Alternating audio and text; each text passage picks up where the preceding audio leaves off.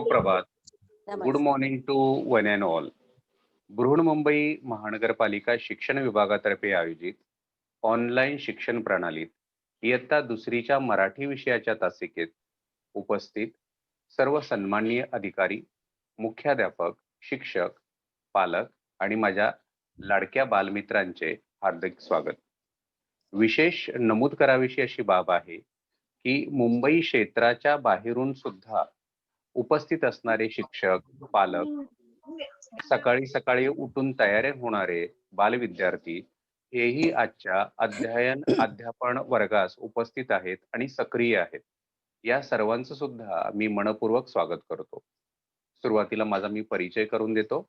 माझे नाव श्री मोहन रामचंद्र वाघ.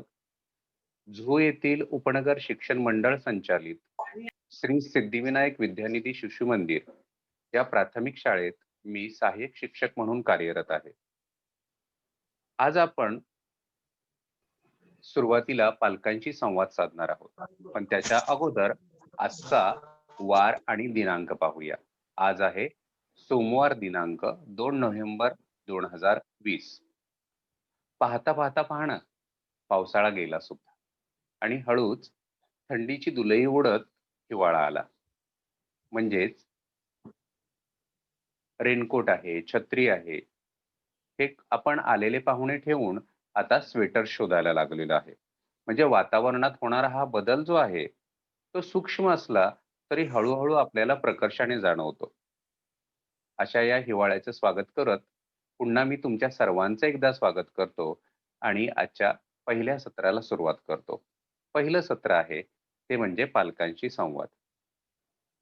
आता या संवादामध्ये मी जास्त काही बोलणारच नाही. फक्त 2 अक्षरांबद्दल बोलणार आहे. आणि ती 2 अक्षरही अशी आहेत की ज्याला काना, मात्रा, वेलांटी, उकार काही नाही. त्यातलं पहिलं अक्षर आहे म आणि दुसरं आहे न. म्हणजे झालं मन. किती साधा शब्द आहे, होय की नाही? मन. पण या मनात जेव्हा गुंता होतो, तेव्हा तो गुंता सुटता सुटत नाही बरं का. आणि आपण पाहतो की जमिनीवर असणारे हे मन क्षणात अगदी गगन भरारी घेतं. अशा या मनात अनेक विचार येत असतात. पण या मनाला जी संजीवनी मिळते, ती संजीवनी कुठल्याही दुकानात किंवा कुठल्याही वैद्याकडे किंवा डॉक्टरकडे उपलब्ध नाही बरं का. तर या मनाला संजीवनी देण्यासाठी आपल्या ऋषीमुनींनी खूप मोठी साधना करून आपल्याला योग साधना दिलेली आहे. आणि मन करारे प्रसन्न सर्व सिद्धींचे साधन असं संतांनी सांगून ठेवलेलं आहे. तर आज आपण हे मन आणि शरीर प्रसन्न करण्यासाठी, स्वस्थ करण्यासाठी काय करणार आहोत? योग आणि योग क्रिया यांचं मार्गदर्शन घेणार आहोत. आणि त्यासाठी आज आपल्याशी जोडल्या गेलेल्या आहेत त्या म्हणजे ज्यांना अधिकारवाणी आहे या क्षेत्रात बोलण्याची, त्या सुजाताताई भिडे. पहिलं तर मी त्यांचं स्वागत करतो. स्वागत ताई. स्वागत. हरिओम. हरिओम. ताईंचा परिचय जर करून द्यायचं म्हटलं तर ते खूप मोठं दिव्य आहे. अशा दिव्यातून मी थोडक्यात निभावणार आहे. ताईंचा अल्पपरिचय असा करून देतो. आपण ठाणे येथील घंटाळी मित्र मंडळाच्या विद्यमान अध्यक्ष आहात. हे मंडळ राष्ट्रीय आणि आंतरराष्ट्रीय स्तरावर योग क्षेत्रात कार्य करत आहे. आपण गेली 25 वर्ष योग तरंग या मासिकाच्या संपादक आहात. दूरदर्शनमधील विविध कार्यक्रमातून तारावाहिनी, स्टार माझा, ई-टीव्ही, आकाशवाणी या माध्यमातून आपण योग अभ्यास घराघरात पोहोचवलेला आहे. आपणास योग भूषण आणि त्यासारखे अनेक पुरस्कार लाभलेले आहेत. त्याचप्रमाणे विद्यार्थ्यांसाठी मेधा संस्कार हा वर्ग आपण अव्याहतपणे महाराष्ट्रातील विविध शाळांमध्ये चालवत आहात. यातून विद्यार्थ्यांची स्मरणशक्ती वाढत आहे आणि हे सिद्ध सुद्धा झालेलं आहे. ताई, खरं तर आज तुमच्याशी बोलताना मला हेच म्हणावंसं वाटतं की आज माझ्यासाठी हा दुग्ध शर्करा योग आहे. कारण माझाही लाभ होणार आहे आणि त्याचप्रमाणे पालक आणि विद्यार्थी यांनाही खूप काही शिकता येणार आहे.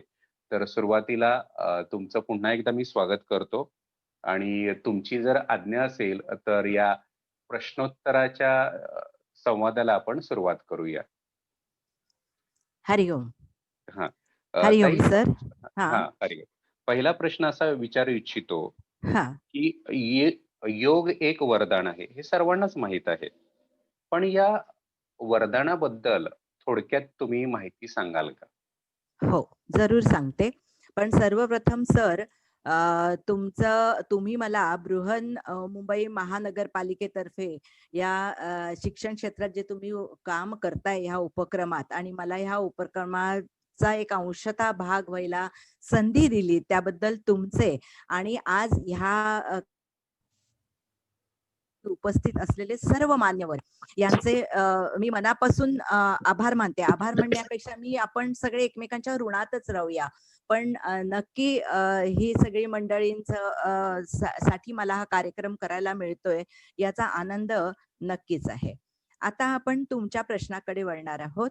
योग हे एक वरदान आहे, म्हणजे त्याची उपयुक्तता थोडक्यामध्ये सांगायची तर योग साधनेबद्दल सांगायचं झालं तर भारताला अनेक वैशिष्ट्यपूर्ण पैकी देणग्या मिळालेल्या आहेत. ह्या वैशिष्ट्यपूर्ण देणग्यांपैकी 2 सर्वात महत्वाची वैशिष्ट्य अखिल विश्वाला देणगी स्वरूप आपल्याला म्हणता येतील. ती म्हणजे एक भारतीय संगीत आणि योग. पैकी पहिली म्हणजे भारतीय संगीत ही कला आहे आणि योग ही जीवन कला आहे. जीवनामध्ये कसं राहायचं आनंदाने ही योग साधना आपल्याला शिकवते. आपलं दैनंदिन जीवन आपण सगळा हा खटाटोप कशासाठी करतो हो, तर आपलं दैनंदिन जीवन सुखात, समाधानात, आनंदात, स्वास्थ्यपूर्णतेने कसं घालवायचं हे योग आपल्याला सांगतं. योग साधना आपल्याला शिकवते. योग या शब्दाचा अर्थच मुळी योग जोडणे. आता काय जोडायचं आहे आपल्याला, तर आपल्या शरीराचं स्वास्थ्य, मनाचं स्वास्थ्य आणि आपल्या भावनांचं स्वास्थ्य.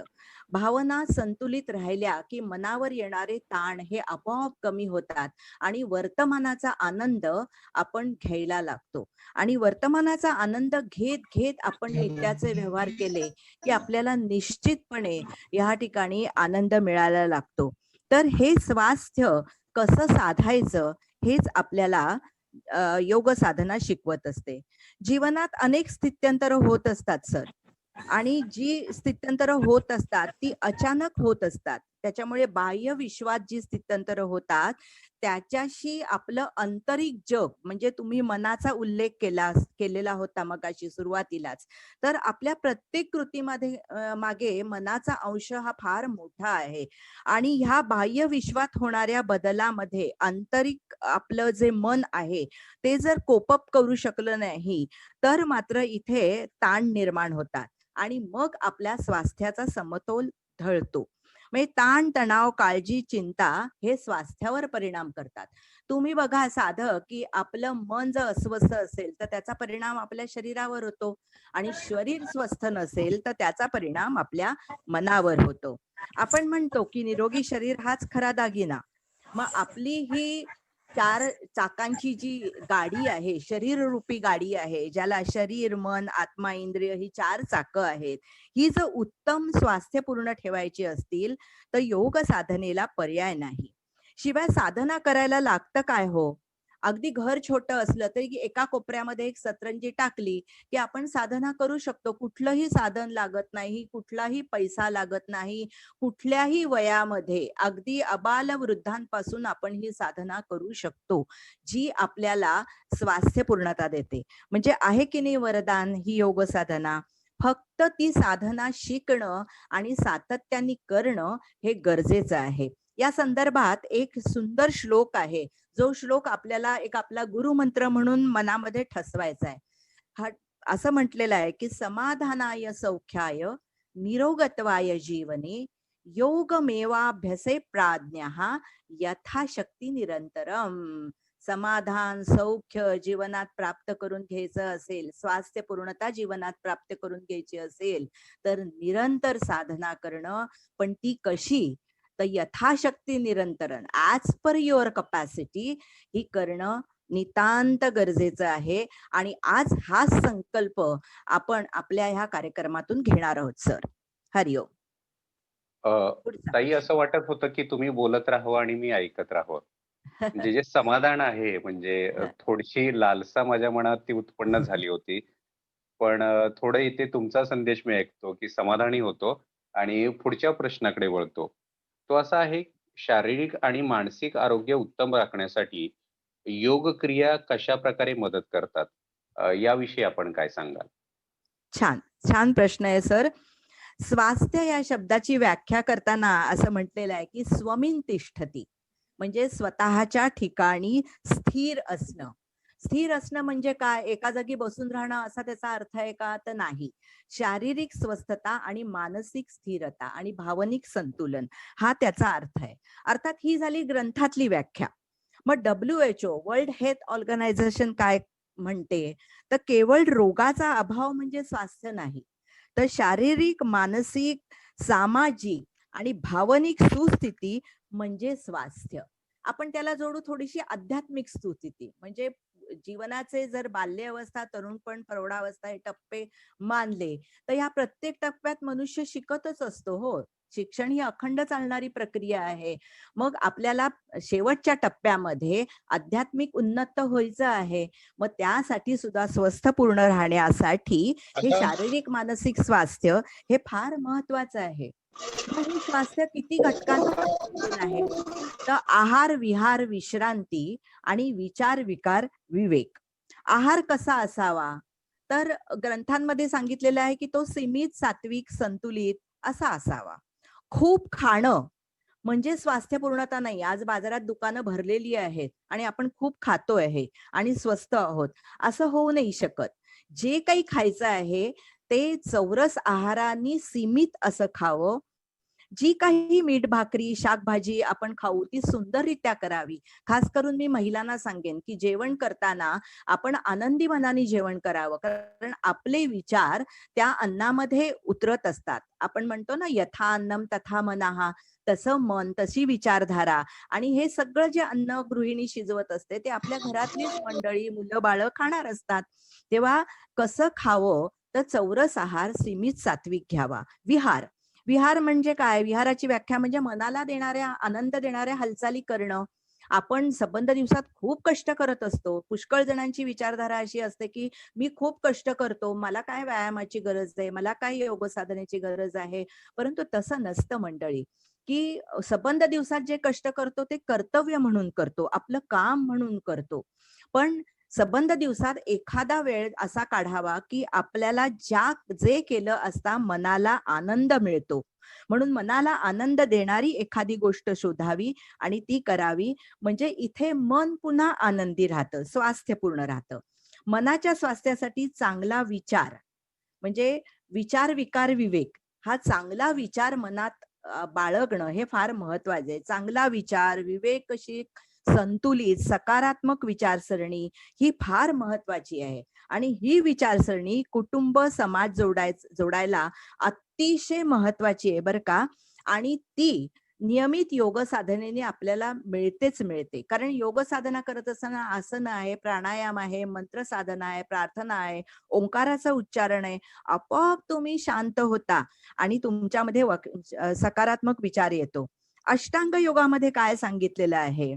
योग साधना प्राप्त करायची असेल तर अष्टांग योगामध्ये काय सांगितलं आहे?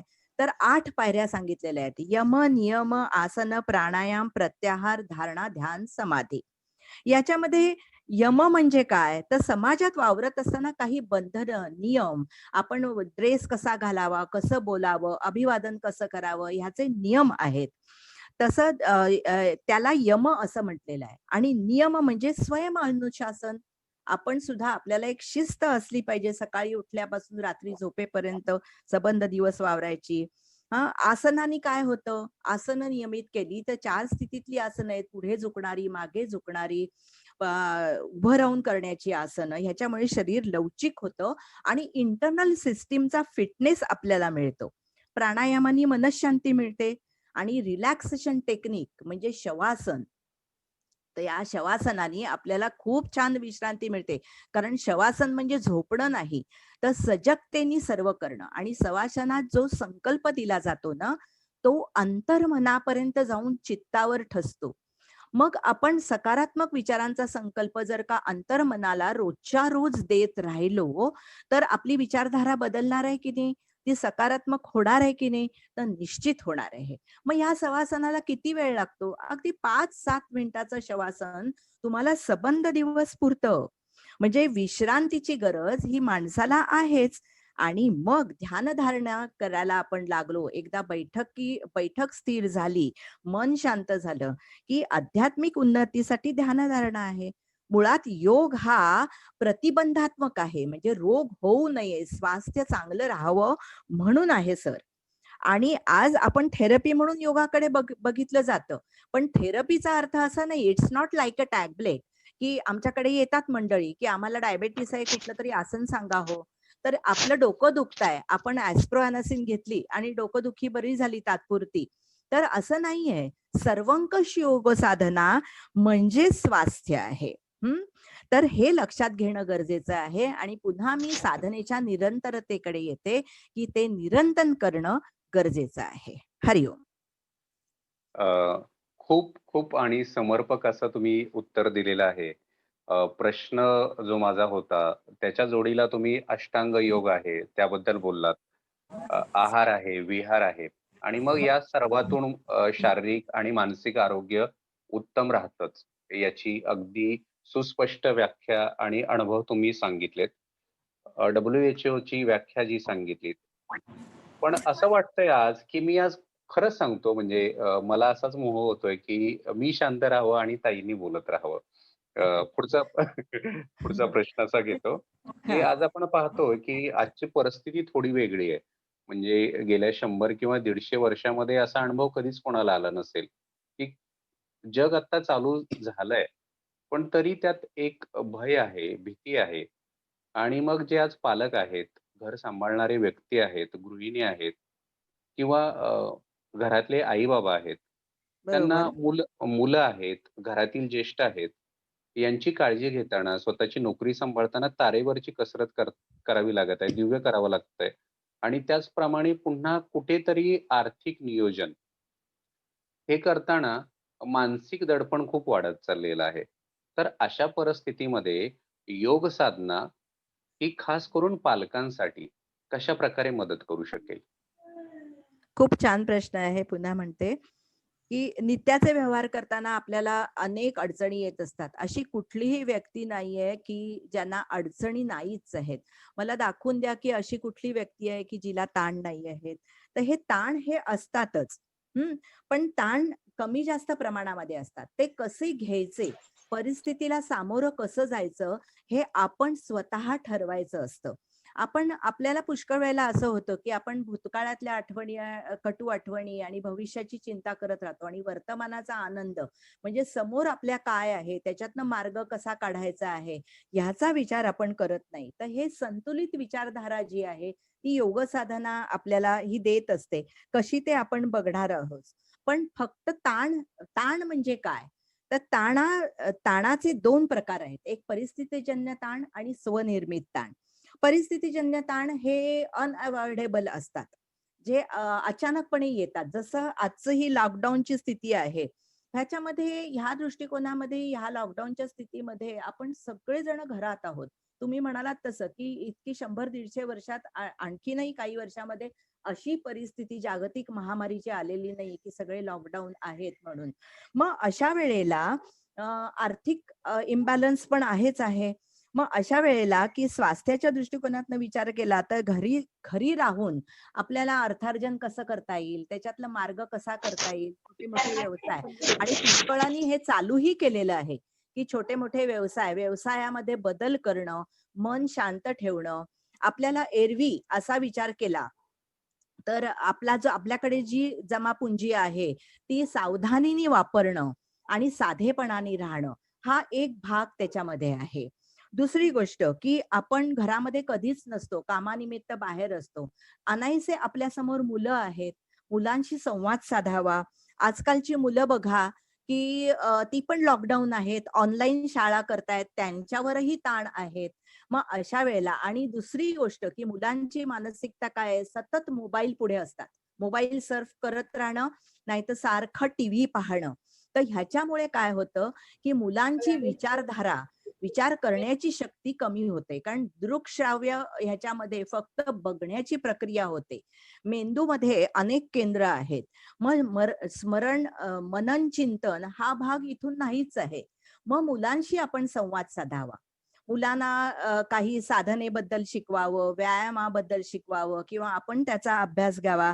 त्यांच्याशी संवाद साधला, की मुलांचा आनंद, मुलांबरोबर राहण्याचा आनंद मिळतो आणि घरही आनंदी राहतं. आता तुम्ही म्हणालात, की योग साधना कशी करायची? तर योग साधना कशी करायची ह्याच्यासाठी मार्गदर्शन जरूर आपल्याला करायचं आहे. म्हणजे नक्की ह्या ठिकाणी आपल्याला ती मार्गदर्शनाखालीच ती करायला पाहिजे आहे. परंतु आपण साध्या-साध्या गोष्टी आहेत बघा हां, की तुम्ही शांतपणाने इथे बसलात आणि डोळे मिटलेत. एक ओंकार केला. ओंकार कसा करायचा? तर दीर्घ खोलवर असा श्वास घ्यायचा आणि ओमचा उच्चार करायचा. मी आपल्याला करून दाखवते. लांब श्वास घ्यायचा.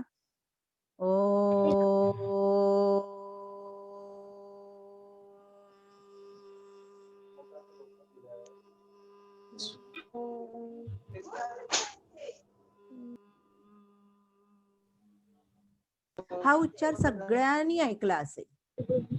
पण डोळे मिटून, डोळ्यावाटे मन बाहेर धावत असतं. डोळे मिटून मोकळेपणाने उच्चार केला, की जी व्हायब्रेशन्स आपल्याला मिळतात, ती मेंदूच्या ठिकाणी मिळतात. त्याच्यामुळे आपल्या ब्रेन सेल्स ॲक्टिव्हेट व्हायला मदत होते. ओंकार केल्यानंतर 3 वेळा करा, 5 वेळा करा, पण मकार लांबवलेला ओंकार करा. त्याच्यानंतर एखादी प्रार्थना म्हणा. तुम्हाला ज्याच्यावर श्रद्धाभाव आहे, त्या संदर्भातली तुम्ही प्रार्थना म्हणा.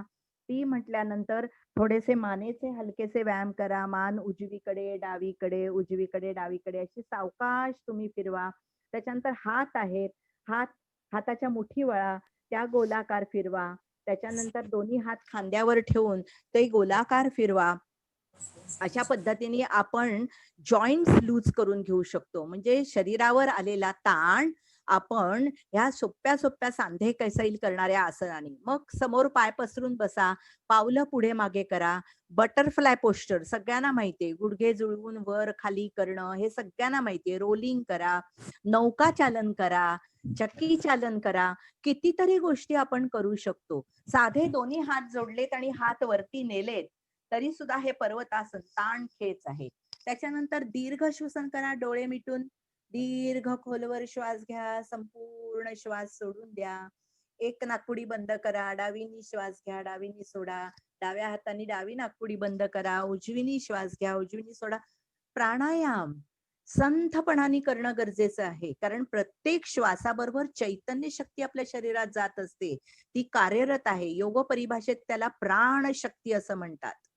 तर ही आपली आई जशी मुलाचं संगोपन करते, तशी ही प्राणशक्ती आपल्या शरीराचं संगोपन करत असते. आपल्या 72,000 नाड्यातनं ह्या शक्तीचं वहन होत असतं आणि ते वहन उत्तम तऱ्हेने झालं, तर आपली इंटरनल सिस्टीम, आपली स्वास्थ्य पूर्णता ही निश्चितपणे चांगली राहते. किती सोप्या-सोप्या टिप्स आहेत बघा. मग तुम्ही शवासनामध्ये पडा, पाठीवर टेकून आपलं सगळं शरीर रिलॅक्स करा. सकारात्मक विचार, की औषधविरहित चैतन्यमय जीवन मला जगायचं आहे. Getting tremendous self confidence right now. बघा तुम्हाला आत्मविश्वास येतो की नाही. आणि ह्या आत्मविश्वासातूनच तुम्ही जे लॉकडाऊन मध्ये जे तुम्हाला ताणतणाव आहेत, हे ताणतणाव दूर करण्यासाठीची मानसिक भूमिका तयार होते की नाही बघा. आणि ह्याच्यातून तुम्हाला झटकनी मार्ग सापडतो का नाही, ते पण तुम्ही अनुभवा. छोट्या छोट्या टिप्स आहेत, छोटं छोटं आपल्याला करता येईल. आणि मी तर नेहमी असं म्हणेन, की अ, कुटुंबातले जे ज्येष्ठ मंडळी आहेत ना, त्यांनी हे करणं नितांत गरजेचं आहे. एक स्त्री जर का योग साधना शिकली, तर ती संपूर्ण कुटुंबाला स्वास्थ्यपूर्ण करू शकते. एक लक्षात घ्या, की एक स्त्रीवर आपण सगळं निर्भर कुटुंब असतं आणि अशी मॅडम कुटुंब तयार मला झाली, काही समाज शिकवा. परिवार तयार होतो. आणि मग सामाजिक स्वास्थ्य चांगलं राहायला नक्की गरज होते. गावं जोडली जातात स्वास्थ्य पूर्णतेने. हे तर आपण साधनेनी करू शकतो. हरिओम तत्सत. ताई एवढं उत्तम तुम्ही बोललात आणि जो माझा आता पुढचा प्रश्न येणार होता, हा त्यातला अर्ध्यापेक्षा भाग तुम्ही घेतलेला आहे. हा की खरं तर मी विद्यार्थ्यांकडेच येणार होतो, की आज मुलं घरात आहेत. हो तर अध्यापन सुद्धा आमचं मोबाईलच्या म्हणजे ऑनलाईन माध्यमातून चालू आहे. हो हो आजपर्यंत असं होत होतं, की मुलांना मोबाईलपासून दूर राहा. हो इडियट बॉक्स ज्याला आपण म्हणतो, हो दूरदर्शन आहे, हो टेलिव्हिजन सेट्स हो त्याच्यापासून लांब राहा.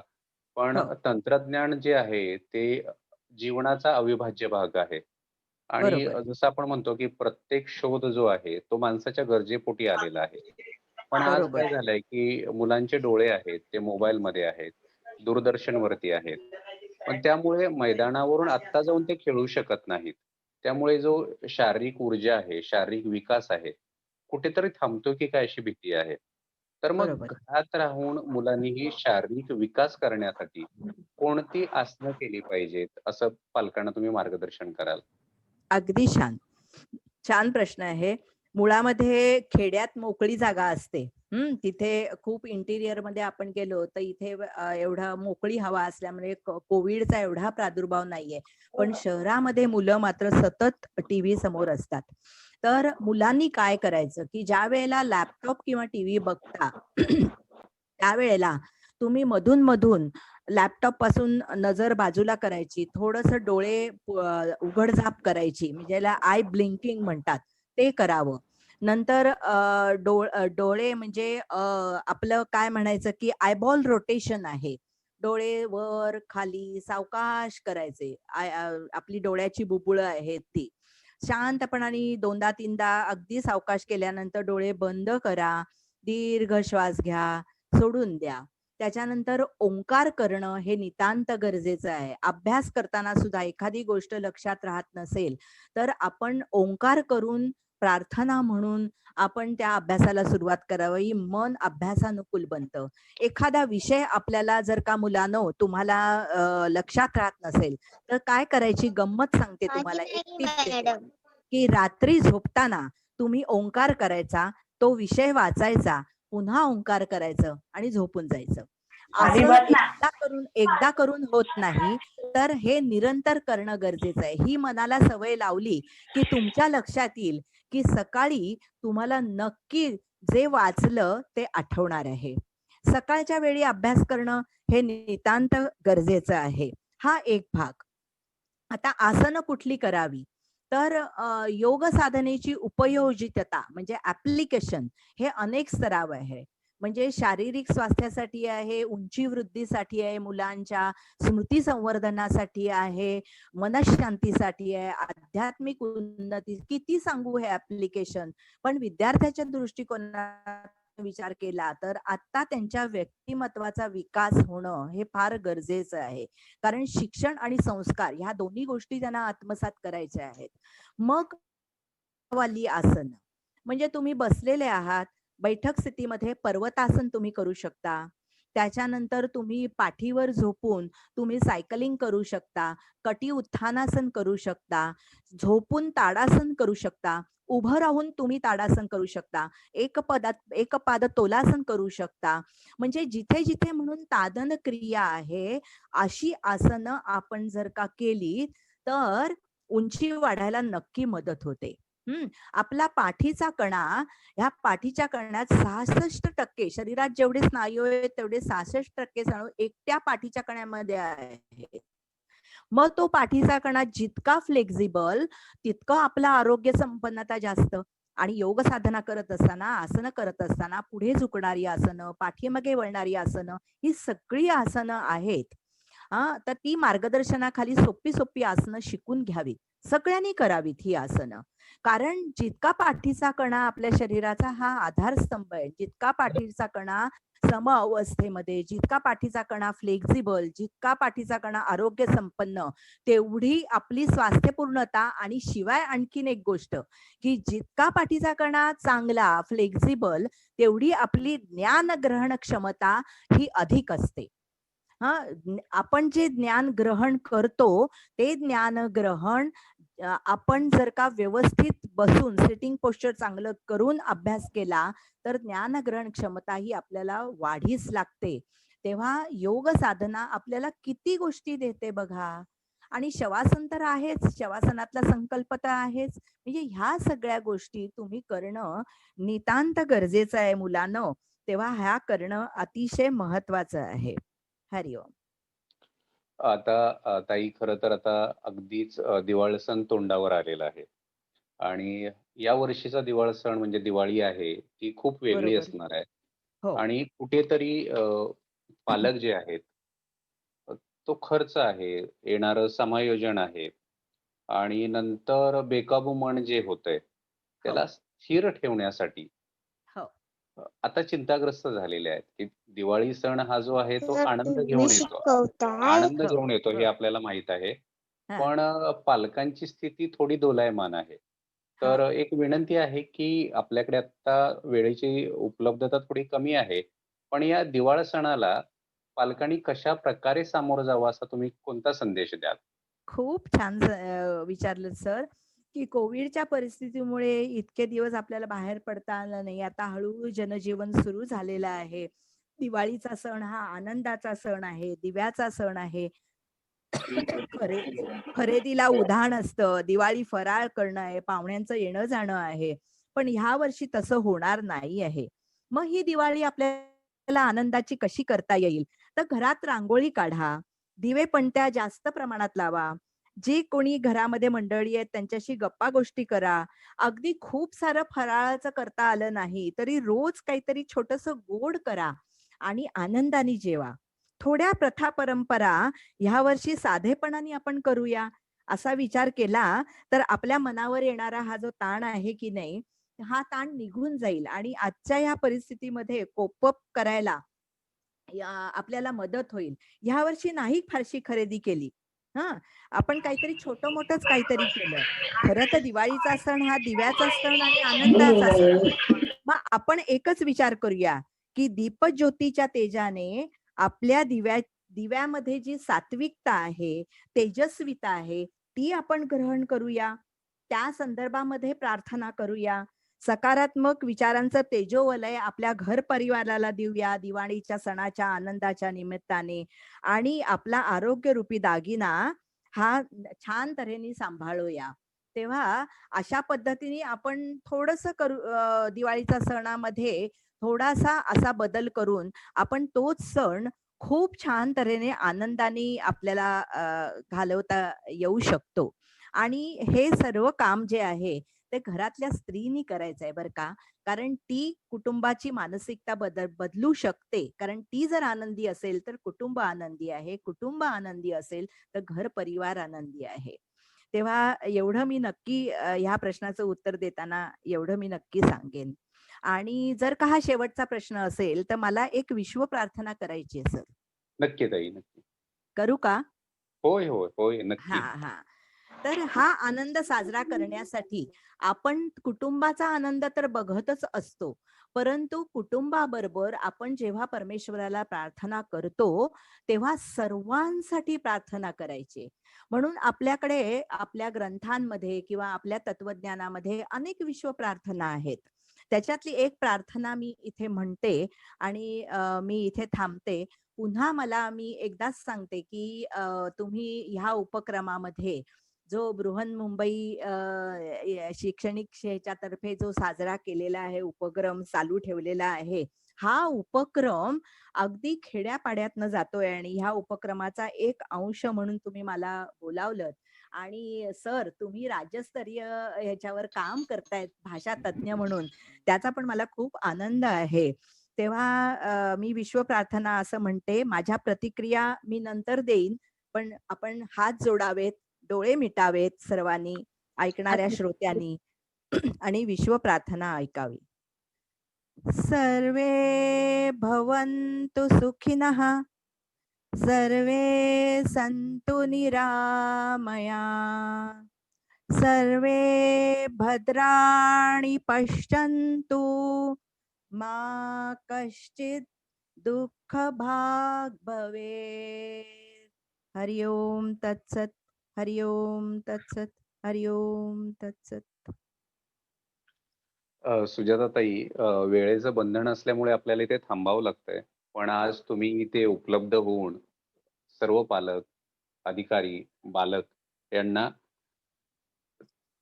मानसिक आरोग्य आणि शारीरिक आरोग्य उत्तम राहण्यासाठी योग क्रिया ही एक गुरुकिल्ली आहे. ही आपल्या अधिकारवाणीतून आणि माता सरस्वतीचं वरदान तुम्हाला लाभलेलंच आहे. तर यातून आम्हाला छान मार्गदर्शन केलंत. त्याबद्दल या संवादात आपण सहभागी झालात. त्याबद्दल शतशः धन्यवाद. खूप खूप आभार. हरि ओम. आणि तुम्ही पण मला बोलावलत आणि तुम्ही छान उपक्रम चालू ठेवलेला आहे. तेव्हा सगळे वरिष्ठ अधिकारी, तुम्ही या सगळ्यांना खूप खूप धन्यवाद. कारण हा पुढे जाते. शाळा खेडोपाडी पोहोचते आहे या उपक्रमातनं आणि खरंच हे फार मोठं समाजकार्य आहे. हरि ओम तत्सत. धन्यवाद ताई. आता बच्चे कंपनी जी माझी आहे ती वाट पाहते आणि त्यांना वाटत असेल की सर आमच्याकडे कधी येणार आहे. तर आत्ता मी सेकंदात तुमच्या घरात येतोय. तयार आहात ना? छानपैकी ताठ बसा. पाठीचा कणा ताठ करा. कसे आहात? आनंदी आहात ना? छानपैकी हसायचंय. हां, गोड हसायचं कारण गोड हसताना तुम्ही खूप छान दिसता. एक दीर्घ श्वास घ्या. दीर्घ श्वास घ्या. सोडा. हं. आणि छानपैकी आता तुमच्यासाठी एक मेजवानी घेऊन आलोय मी बरं का. आता ही मेजवानी आहे गाण्याची आणि ते गाणं झालं की मग आपण आजच्या उपक्रमाला सुरुवात करणार आहोत. गाण्याचे बोल आहेत, "सुटली ग शाळा, पुसली मी पाटी, दे मला आई खाऊची वाटी."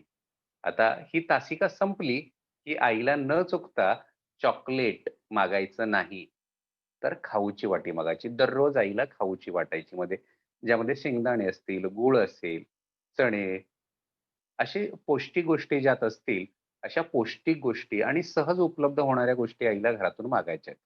तयार आहात ना? बघा गाणं नक्की तुम्हाला आवडेल. हं.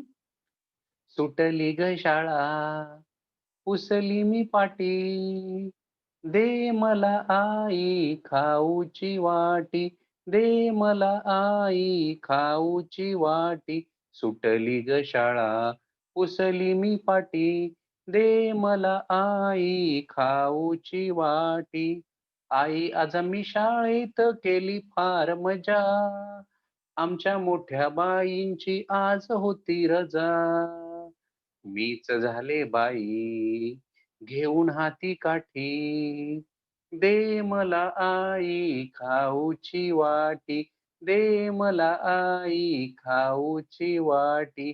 एक होता जाड्या आणि एक होता रड्या, एक होता जाड्या आणि एक होता रड्या, करत होते दोघे वर्गात फार खोड्या. मीच दिली त्यांना शिक्षा खोटी खोटी, मीच दिली त्यांना शिक्षा खोटी खोटी. दे मला आई खाऊची वाटी, दे मला आई खाऊची वाटी. रडूबाई रडू आहे एक ठकी, रडूबाई रडू आहे एक ठकी. हुकूम तिला दिला तू कर वजाबाकी. म्हटलं माझी काठी लागेल तुझ्या पाठी, दे मला आई खाऊची वाटी, दे मला आई खाऊची वाटी.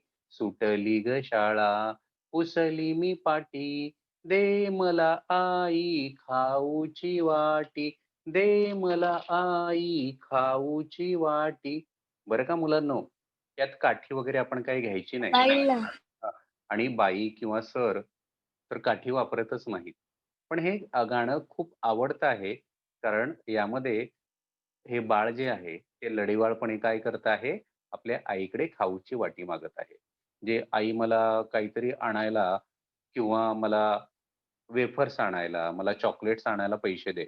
यापेक्षा आजपासून असा निश्चय करायचा आहे, की मी मैद्यापासून बनवलेले पदार्थ न खाता, तळलेले पदार्थ न खाता, घरात जे पौष्टिक पदार्थ आहेत, तेच आईला मागणार आणि वाटीभर मागणार आणि छानपैकी त्यांचा चट्टा-मट्टा करणार.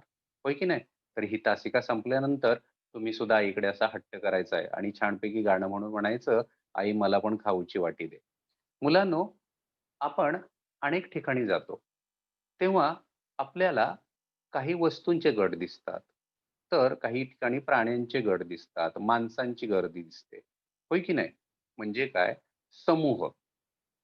तर असे समूहदर्शक शब्द अनेक आहेत आणि तेच या उपक्रमातून आज शिकणार आहोत. तर तयार आहात ना? तर चला.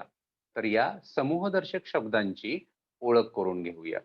आता हे समूहदर्शक, समूहवाचक जे शब्द आहेत, यातले भरपूर तर शब्द तुम्हाला माहीत आहेत. तर काही शब्द आज नव्याने तुम्हाला माहीत होणार आहेत. तर त्यासाठी मी तुमच्या समोर पी सादर करतो. तर आजचा घटक आहे बाळांनो आपला समूहदर्शक किंवा समूहवाचक शब्द. तर पहा, हा पहिला जो ही पहिली पी आहे. तर या पहिल्या पी-पी-टीमध्ये हां, कितीतरी माणसं आहेत. एक छोटासा फोटो आहे आणि त्या फोटोमध्ये कित्येक माणसं आहेत. म्हणजे इथे माणसांची गर्दी दिसते आहे. अशाच प्रकारची गर्दी आपल्याला रेल्वे स्टेशन आहे किंवा भाजी बाजार आहे, मार्केट ज्याला आपण म्हणतो, बस स्टॉप आहे किंवा यात्रा, जत्रा यांमध्ये सुद्धा पाहायला मिळते बरं का. तर माणसांची गर्दी. पण काही ठिकाणी आपण असं पाहतो, की एखादी सभा असते आणि त्या सभेसाठी माणसं तिथे एकत्रित होतात. मग त्या सभेसाठी आलेली जी माणसं आहेत, त्याला माणसांची गर्दी म्हणत नाहीत बरं का. कारण ती एका उद्देशाने तिथे जमलेली असतात. म्हणून त्याला म्हणतात माणसांचा मेळावा. पण जिथे गर्दी असते, म्हणजे जिथे माणसं वेगवेगळ्या कारणाने एकत्र आलेली असतात, त्याला म्हणतात माणसांची गर्दी. पण एखादा उद्देश समोर ठेवून जेव्हा माणसं एकत्र येतात, त्याला म्हणतात माणसांचा मेळावा. आता पहा, आपण काही वेळेला पाहतो, की आपल्या भागातून हं, मुख्यमंत्री, राष्ट्रपती, पंतप्रधान किंवा अधिकारी जेव्हा जातात, तेव्हा त्यांच्याबरोबर वाहनांचा खूप मोठा फौजफाटा असतो आणि अगदी रांगेमध्ये शिस्तबद्ध ही वाहनं चाललेली असतात. म्हणजे त्यामध्ये हॉर्न वाजवणे आहे किंवा मागे-पुढे जाणं असा प्रकारच होत नाही. तर अगदी मुंग्यांची जशी रांग शिस्तबद्ध चालते, तशी ही शासकीय वाहनं अगदी शिस्तीत जातात. तर याला म्हणतात वाहनांचा ताफा. वाहनांचा ताफा आणि या चित्रामध्ये सुद्धा तुम्हाला पहा, एका रांगेत जाणारी वाहनं दिसत आहेत. म्हणजे हा आहे वाहनांचा ताफा. तर जंगलातले सगळ्यात मोठे आणि शक्तिशाली प्राणी, की ज्यांची आपण पूजा सुद्धा करतो, ते म्हणजे हत्ती. आणि हत्ती हे एकटे दुकटे असे राहत नाहीत बरं का. ते मोठ्या संख्येने एकत्र राहतात आणि जेव्हा हत्ती असे एकत्र राहतात, तेव्हा त्या हत्तींच्या समूहाला हत्तींचा कळप म्हणतात बरं का. त्याचप्रमाणे हत्तींप्रमाणेच अजून काही प्राणी कळपामध्ये राहतात. ते म्हणजे गाई-गुरं. गायींचा सुद्धा कळप असतो बरं का. जसं आपण पाहिलं हत्तींचा कळप आहे, गायींचा आहे. तसंच जंगलामध्ये राहणारी जी हरणं आहेत, ती सुद्धा कळपातच राहतात. हं. ब्या-ब्या करणाऱ्या शेळ्या. या ज्या शेळ्या आहेत, त्या सुद्धा मेंढपाळ जे आहेत, त्या काय करतात, कळपामध्येच पाळतात. म्हणजे हत्तींचा कळप, गाई-गुरांचा कळप, हरणांचा कळप, शेळींचा कळप. हं. आता पहा सुगीचे दिवस सुरू होत आहेत आणि मग सुगीचे दिवस सुरू झाले, की शेतकरी काय करतात, जे शेतात धान्य आहे, त्याची मळणी करतात आणि ह्या धान्याचा असा मोठा भला मोठा ढीग तयार करतात. पण त्याला ढीग नाहीत म्हणत बरं का. त्याला म्हणतात धान्याची रास. धान्य जिथे एकत्र साठवलं जातं, त्याचा ढीग केला जातो. त्याला म्हणतात धान्याची रास. हं. हा शब्द तर सगळ्या मुलांना माहीतच असेल. पक्ष्यांचा थवा. काय आहे? पक्ष्यांचा थवा आहे. आकाशात पक्ष्यांचा थवा उडतोय आणि काही वेळेला हाच झाडावर सुद्धा विसावलेला असतो. पुढे आहे तुम्हाला दिसत आहे होड्या आहेत आणि एका ठिकाणी सर्व काय झालेले आहेत, जमा झालेले आहेत. म्हणजे जसं आपण शाळेमध्ये सुद्धा मित्र-मैत्रिणी एकत्र येऊन गप्पा-टप्पा मारतो की नाही, तसंच वाटतंय की सगळ्या ह्या होड्या एकत्र आलेल्या आहेत. त्यांनी समूह केलेला आहे. होड्या किंवा जहाजं मोठ्या संख्येने एकत्र असतील, त्यांचा समूह असेल, तर त्याला म्हणतात होड्यांचा काफिला. त्याचप्रमाणे जहाजांचा सुद्धा काफिला.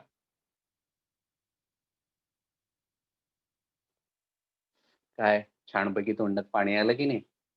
हं. गोड असणारी अशी ही द्राक्ष जी आहेत, गेल्या वर्षीच तुम्ही गाण्यातून शिकलेला आहात. नाशिकचे द्राक्ष द्राक्ष जगप्रसिद्ध आहेत. घट्ट पण या द्राक्षांचा हा काय आहे? द्राक्षांचा घड आहे. द्राक्षांचा घड आहे आणि हा घड एकदा कधी स्वच्छ धुवून पाण्याने घेऊ आणि तो तोंडात टाकू असं झालं असेल ना?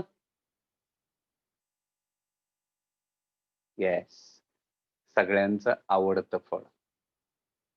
आणि अगदी हल्ली माझ्या वर्गातील सुद्धा काही मुलांनी छानपैकी त्याचे शिकरण तयार केलं होतं बरं का आणि त्याचे व्हिडिओज शेअर केले होते.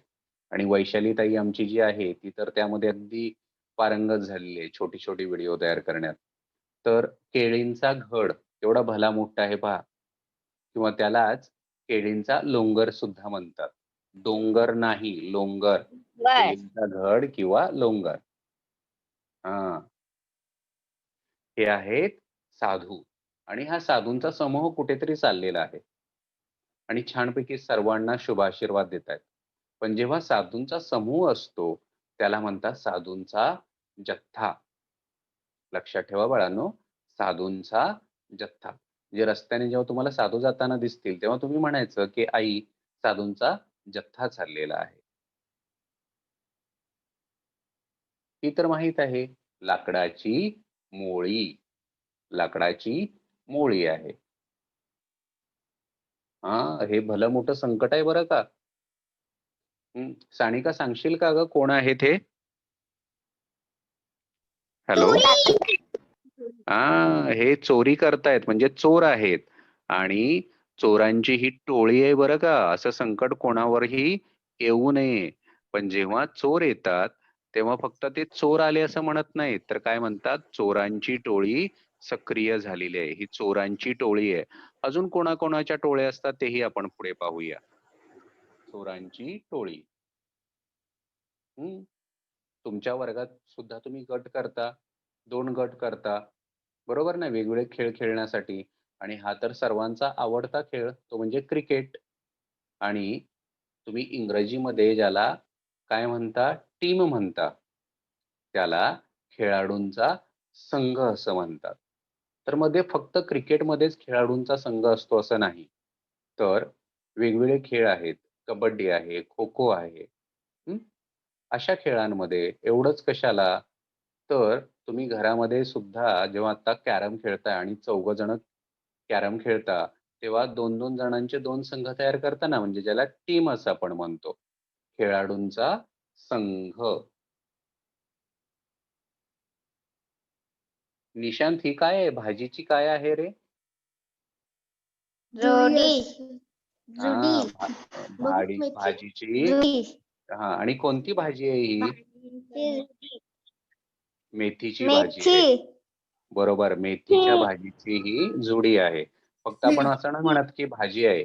तर ही भाजी एकत्र बांधलेली आहे. म्हणून त्याला म्हणतात भाजीची जुडी आहे. अरे वाह! गुलाबाची फुलं पण ती एकत्र बांधलेली आहेत. होय की नाही? फुलांचा काय बनवलेला आहे? गुच्छ हां, हां. हां, मी बाळा हां. सगळे बोलू नका. सर्व फुलांचा बोलू नका. सर्व बोलू नका. ज्यांना बोलेन त्यांनी सांगा. फुलांचा गुच्छ आहे. हं. आणि झाडावरती छानपैकी वानर बसलेले आहेत बरं का. हे माकड नाहीयेत. हे वानर आहेत. होय की नाही? आणि अशाच प्रकारे माकड सुद्धा काय करतात झाडावर बसले वानांची दो हां. टोळी बरं, बरं. Thank you madam. आम्ही शिकलो तुमच्याकडून माकडांची किंवा वानरांची काय असते? टोळी असते. बरं. आता पहा. वीर आलाय का वीर? वीर. हो सर. हा, आता हा प्रश्न तुझ्यासाठी आहे हं, बघ. वाक्यात योग्य शब्द निवडून लिहा. पहिला आहे, झाडावर पक्ष्यांचा टिंबटिंब बसला आहे. कळप बसलाय की थवा बसलाय? हवा. हवा. बघूया आता आपण वीरनं दिलेलं उत्तर बरोबर आहे की नाही. बरोबर आहे. झाडावर पक्ष्यांचा थवा बसलेला आहे. आता पुढचा प्रश्न मी विचारणार आहे, तो म्हणजे निशांतला. निशांत तयार आहेस ना? निशांत? हॅलो. डी. हा, बघ आता मी विचारतोय. जुडी. थांब बाळा, निशांत एकच आहे ना? मी प्रश्न तरी विचारू दे मला. आईने बाजारातून भाजीची टिंब आणली. जुडी की मोळी? जुडी. अरे वा, जुडी. बघूया उत्तर त्याचं बरोबर आहे का. आईने बाजारातून भाजीची जुडी आणली. निशांतचं हे उत्तर अगदी बरोबर आहे, म्हणजे त्याने लक्षपूर्वक ऐकलेलं आहे. सानिका? हा, सानिका लक्ष दे. हा, बाईंना श्रावणीने फुलांचा गुच्छ दिला. अरे वा, छान छान, सुंदर सुंदर. आणि आता पाहूया उत्तर बरोबर आहे का. तर बरोबर आहे, फुलांचा गुच्छ दिला. पुढचा प्रश्न आहे तो मीनाक्षीसाठी. मीनाक्षी. मीनाक्षी. हो सर. हा, मैदानात मुलींचा टिंबटिंब उभा आहे. घोळका की जथ्था? मैदानावर मुलींचा घोळका उभा आहे. अरे वा, छान, बरोबर, उत्तर अगदी बरोबर आहे. श्रावस्ती आली का? श्रावस्ती. श्रावस्ती. हो सर. हा, श्रावस्ती, हा प्रश्न तुला आहे बघ. झाडांवर माकडांची टोळी आहे. काय बघूया. अरे वा, झाडावर माकडांची टोळी आहे. तर अशा प्रकारे आज आपण काय केले, परिचित असणारे काय केले, समूहदर्शक, समूहवाचक शब्द काय केले, शिकलेले आहेत. तर आवडलं का तुम्हाला? हो सर. हो सर. छान. सुंदर. अरे वा, थँक्यू थँक्यू. हॅलो. तर अशा प्रकारे आज आपण काय करतोय, आपला घटक इथे समूहदर्शक शब्द जो आहे तो काय केलेला आहे, पूर्ण केलेला आहे. मला नक्की विश्वास आहे की आजचा घटक तुम्हाला नक्की आवडला असेल. आणि मग येता जाता असे समूहदर्शक तुम्हाला काही वस्तू दिसल्या, प्राणी दिसले गटाने, की त्यासाठी हे शब्द तुम्ही वापरायचे आहेत. तर आजच्या तासिकेमध्ये आपण समूहदर्शक शब्द आणि तुमचं आवडतं गाणं शिकलो, ते म्हणजे सुटली ग शाळा. मला माहिती आहे आज सकाळी खूप लवकर तुम्ही उठलाय आणि थोडा आता कंटाळा पण आलाय, पण कंटाळा करायचा नाही बरं का. आत्ता आपली शाळा, घरातली शाळा सुटली की छानपैकी काय करायचंय, आईकडे जायचं आणि आईला खाऊ मागायचंय. पुन्हा आपण असेच भेटणार आहोत. तोपर्यंत छानपैकी आनंदी राहा, अभ्यास करा, आनंदी राहा आणि आपल्या सगळ्यांना काय करायचं आहे, दिवाळीच्या कामासाठी तयारीला सुरुवात करायची आहे. आणि या कामामध्ये आईला साफसफाईमध्ये मदत करायची आहे. तर आपण पुन्हा मराठीच्या तासिकेमध्ये अशीच एक नवीन गाणी, गोष्टी आणि काहीतरी नवीन घेऊन शिकणार आहोत. आणि तुम्ही सर्व जेव्हा येता की नाही तासिकेला, तेव्हा आम्हाला खूप खूप आनंद होतो. तर तुम्ही न चुकता पुढच्या तासिकेला उपस्थित राहायचंय. तोपर्यंत आनंदी राहा, छानपैकी असे मोठं हसू दाखवा आणि स्वतःची काळजी घ्या. परत भेटूया. तोपर्यंत टाटा, बाय बाय.